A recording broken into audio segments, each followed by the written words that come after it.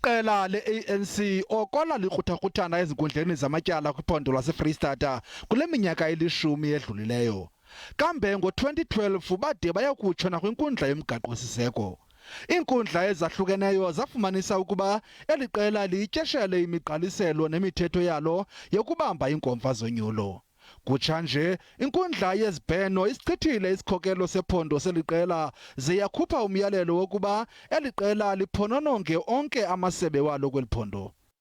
We must come together, all of us as members of the ANC, introspect and try, and find, answers to the problems that brought about a personality cult, that brought about, the widely reported corruption.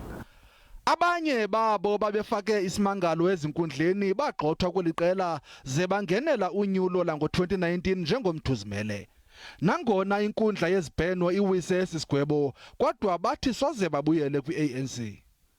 And this particular councillor, Shashapa Mutau, is our member and by no means an ANC member. And we are very clear that we are not going to ANC under any conditions. Ukanti iqela le-ANC kulindeleke ukuba libambe intlanganiso ekhawulezileyo ukunika umkhombandlela ngakwesi sigwebo siwiswe inkundla yezibheno.